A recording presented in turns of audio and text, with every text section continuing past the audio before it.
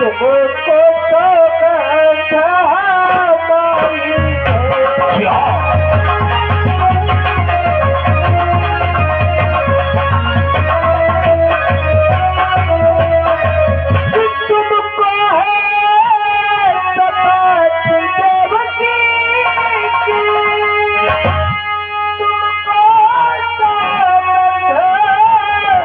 हमारी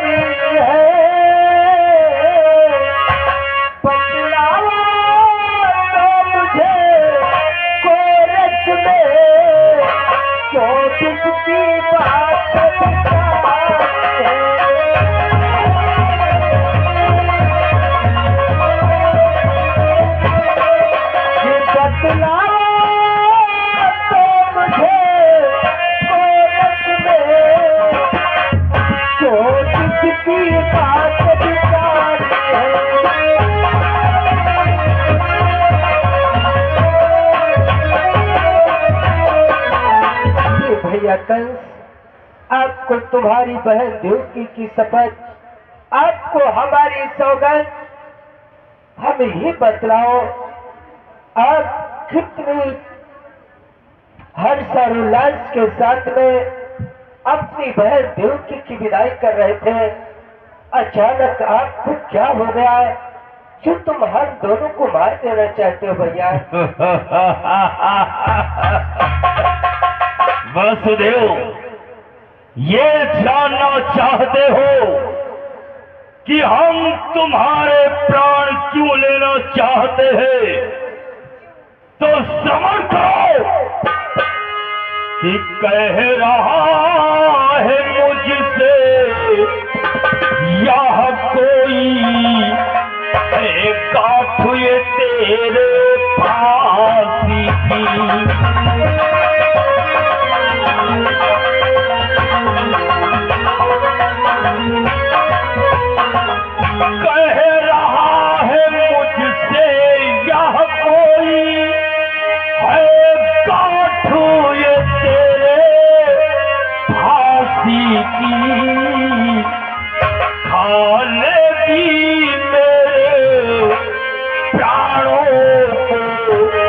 अष्टम संतान से वो की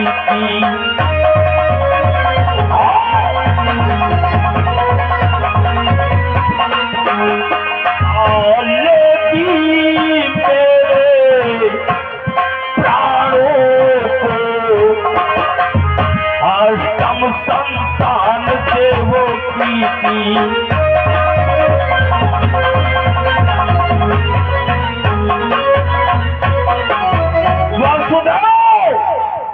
मेरे कानों में कोई कह रहा है कि आप भोजराज कंस, जिस देवकी को इतने लाड और प्यार के साथ भेजने के लिए जा रहा है, उसका 8वां लाल तेरा काल होगा। हे भैया कंस, इसलिए तुम दोनों के हम प्राण लेना चाहते हैं। जब तुम दोनों जीवित ही नहीं रहोगे तो तुम्हारा लाल कहां से आएगा, इसलिए तुम्हें मरना होगा। भैया कंस, बस आपकी बहन देवकी के गर्भ से जन्मा हुआ 8वां पुत्र तुम्हारा काल होगा। बस उसी के भय से आप हम दोनों को मार देना चाहते हैं। हाँ, परंतु भैया, मैं तुम्हें ऐसा मार्गदर्शन करवा सकता हूँ जिससे आपका काल भी समाप्त हो जाएगा और हम दोनों के प्राण भी बच जाएंगे। वासुदेव, ऐसा कौन सा मार्ग है जिस मार्ग पर चलकर हमारा काल भी समाप्त हो जाएगा और तुम दोनों के प्राण भी बच जाएंगे? श्रवण करो भैया। और क्या पुत्र का भय है तो वो आगे आपके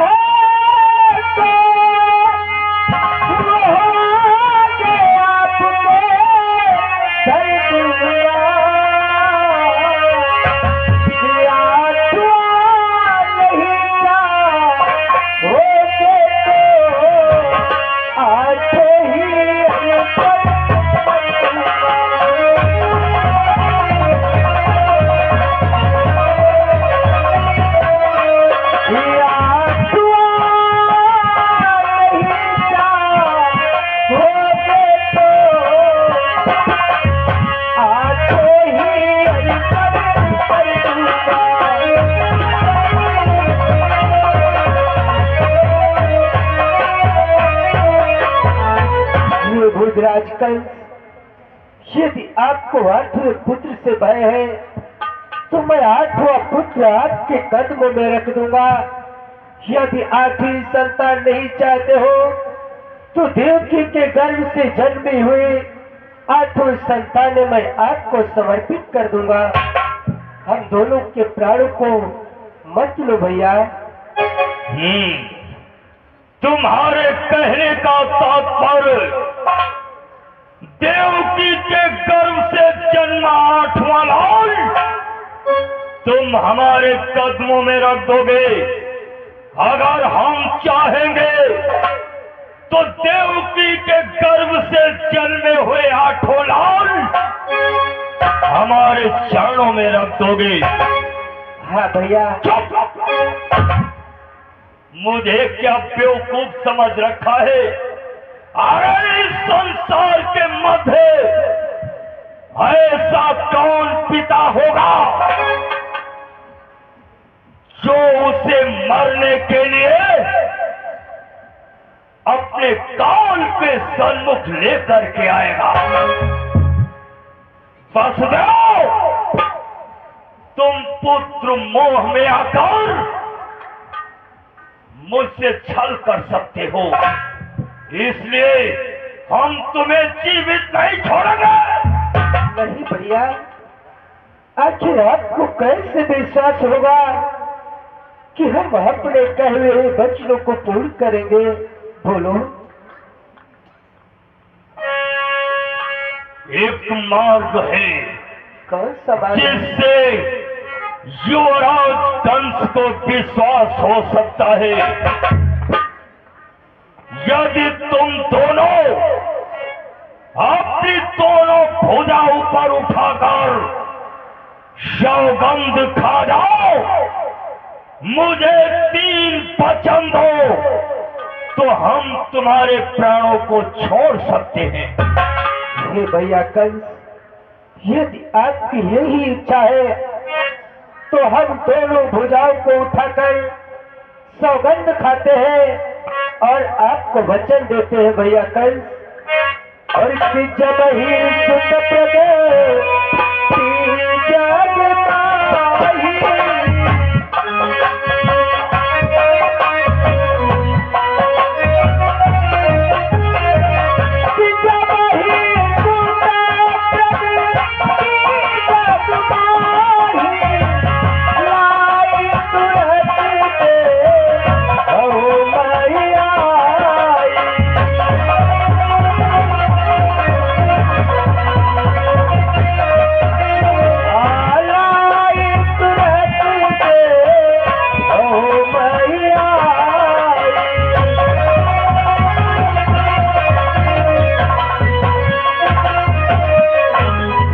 जग पाही, हम दोनों भुजाओं को उठाकर सौगंध खाते हैं, आपको वचन देते हैं, देवकी के गर्भ से जन्म हुई 8वीं संतान, 8वीं संतान मैं आपको दूंगा, आपको दूंगा, आपको दूंगा।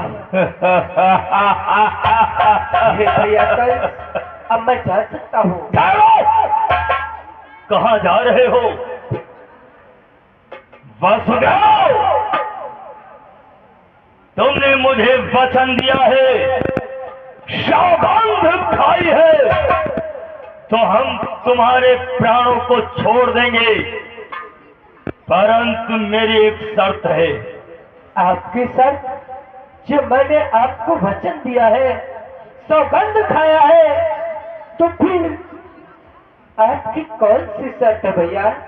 वसुदेव, हम अपने काल को मारने के लिए कुछ भी कर सकते हैं, इसलिए तुम्हें भी वो कार्य करना होगा कि पुत्र सौंपने के लिए यदि वसुदेव तैयार,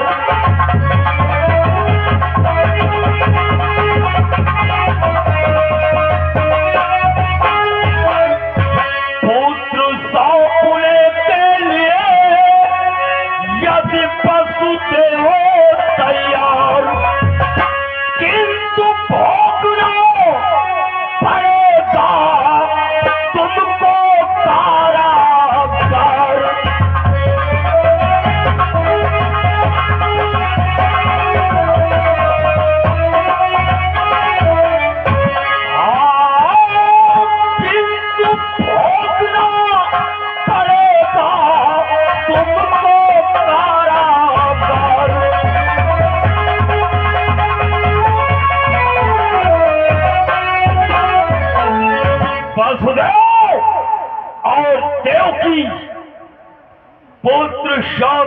के लिए तैयार हो, परंतु तुम दोनों को मेरे कारागृह में रहना होगा। अरे भैया कंस, जब मैंने आपको वचन दे दिया, फिर भी आप मुझे कारागृह में क्यों डाल देना चाहते हैं? वसुदेव, इसलिए कारागृह में डालना चाहता हो ताकि हम अपने काल को समाप्त कर सके और तुम पुत्र मोह में आकर मुझसे कोई छल न कर सके। बोलो मंजूर है? बोलो। मंजूर है भैया।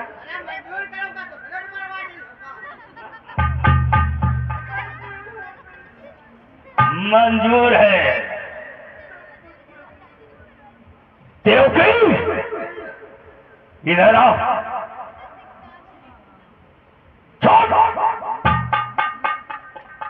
इधर आओ।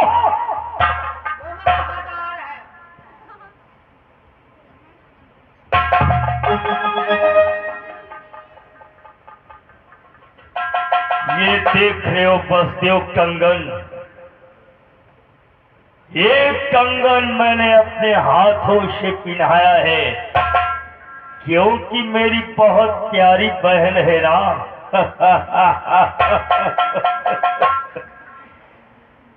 जिन हाथों में कंगना बांधा,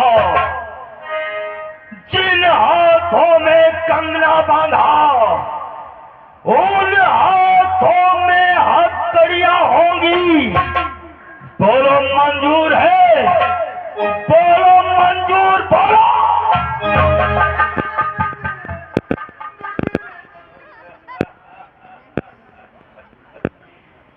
मंजूर है। जिन हाथों में कंगना बांधा, उन हाथों में हथकड़ियां होंगी। जो पांव रचे हैं, जो पांव रचे हैं मेहंदी से, उन पांव में बेड़ियां होंगी। बोलो मंजूर है? मंजूर है भैया।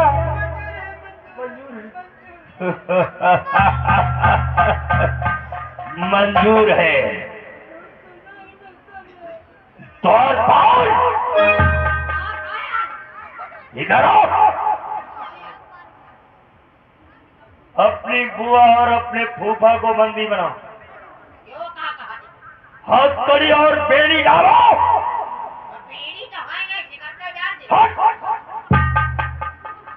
बेड़ियां तो बंदी करो इन दोनों को और इनके राजसी वस्त्र निकाल लेना, वल्कल वस्त्र पहना देना और कारागृह में डाल दो। शब्द पहरा बिठा दो, न कोई अंदर से बाहर जाएगा और न कोई बाहर से अंदर आएगा। समझ गए? ले जाओ और डाल दो कारागृह में। स्वामी, देखा मेरा भाई कितना निर्दयी है, जो जरा भी हम लोगों पे रहम नहीं किया। भैया, हम लोगों को छोड़ दो, जाने दो। हम कहाँ बतावे हमको तो का हम जाए दे तब हमको कोने पर ये भजता चढ़ता नदी पर वो ही है हमका अपना जा गया। गलती सब भूफन के गलती। क्यों बेटा? हाँ, मेरी क्या गलती है? तुमके 1000 दाएं कहे जाओ, पकड़ तुमका धकिया कि हम फिर जाओ, हट जाओ। हाँ, तुम तो सारी सराहना मत रहो, रुपा 500 हुआ लुटावत रहो। छोटी वाली साली की तो प्राण से प्यारी रहा। एक बार चश्मा लगा काटला सब हम चला कहाँ का चश्मा लेकर। भैया, मैं तेरे भाव को नहीं समझ रहा था, फिर तो अब क्या हो सकता है? अब क्या हो गया? चलो घरों भोगो।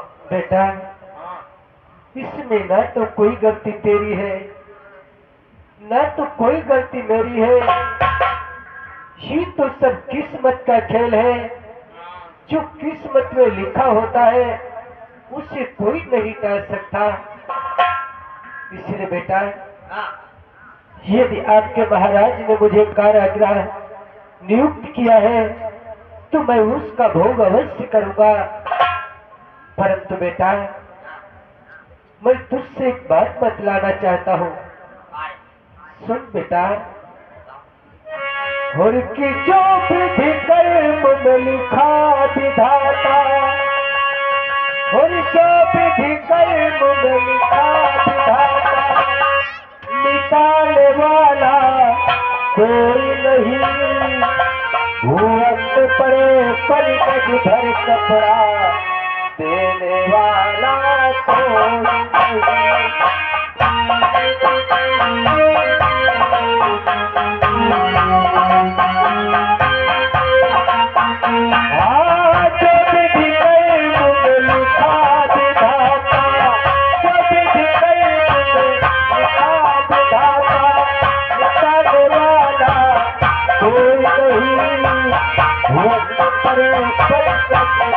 पर